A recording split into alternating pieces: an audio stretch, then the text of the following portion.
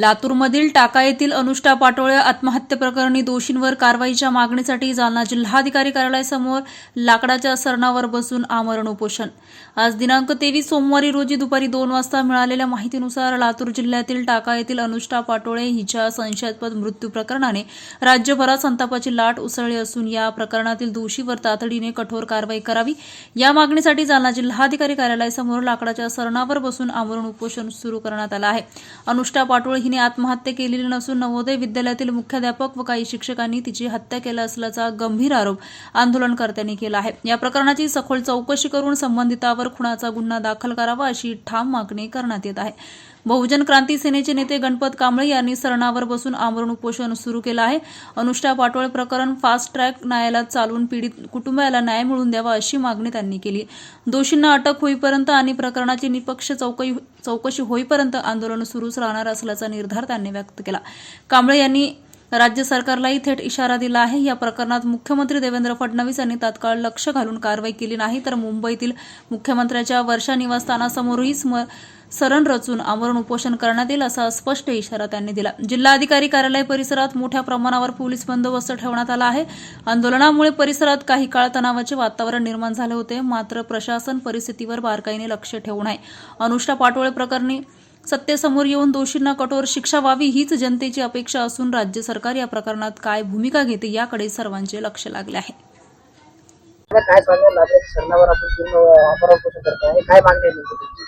तर या ठिकाणी माननीय राजाजी शेळके साहेब संस्थापक अध्यक्ष लवजी साळवे बहुजन क्रांती सेना महाराष्ट्र या संघटनेच्या वतीनं व साहेबांच्या मार्गदर्शनाखाली आज रोजी आम्ही जिल्हाधिकारी कार्यालय जालना या कार्यालयासमोर लाकडाचं सरण रचून त्या सरणावर आम्ही आमरण उपोषणाला सुरुवात केलेली आहे। आमरण उपोषणाचा विषय असा आहे की टाका जिल्हा लातूर या ठिकाणची मुलगी जे नवोदय विद्यालय लातूर या ठिकाणी शिकायला होती, त्या मुलीला त्या नवोदय विद्यालयातील मुख्याध्यापक सर्व शिक्षकांनी मिळून त्या मुलीला फाशी देऊन मारलेले आणि तिला खिडकीला लटकून म्हणजे खिडकीला टेबलवर बसून फाशी घेतली म्हणून असा बनाव केला।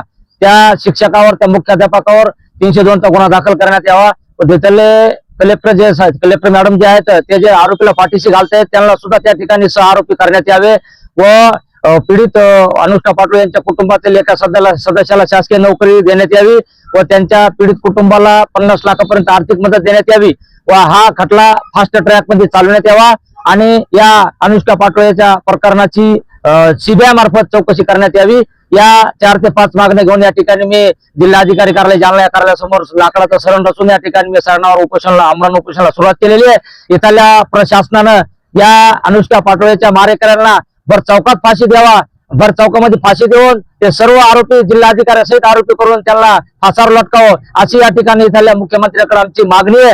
आणि एवढ्या उपर जर या शासनाने आमच्या उपोषणाची दखल घेऊन त्या आरोपींना फासावर लटकवलं नाही तर येणाऱ्या भविष्य काळामध्ये या ठिकाणचं जिल्हाधिकारी कार्यालयासमोर सरण उचलून आम्ही हे सरण सन्माननीय मुख्यमंत्री महोदय यांच्या वर्षा बंगल्यापुढे हे सरण रचल्याशिवाय राहणार नाही। आम्ही इथल्या मुख्यमंत्र्यांकडे मागणी आहे की अनुष्ठा पाटोळेच्या मारेकरांना फाशी द्या, त्यांच्यावर गंभीर स्वरूपाचे गुन्हे दाखल करून त्यांना जिल्हाधिकाऱ्याला सुद्धा आरोपी करण्यात यावं एवढी या मागणी या ठिकाणी आम्ही आमच्या उपोषणाच्या माध्यमातून या ठिकाणी करत आहोत।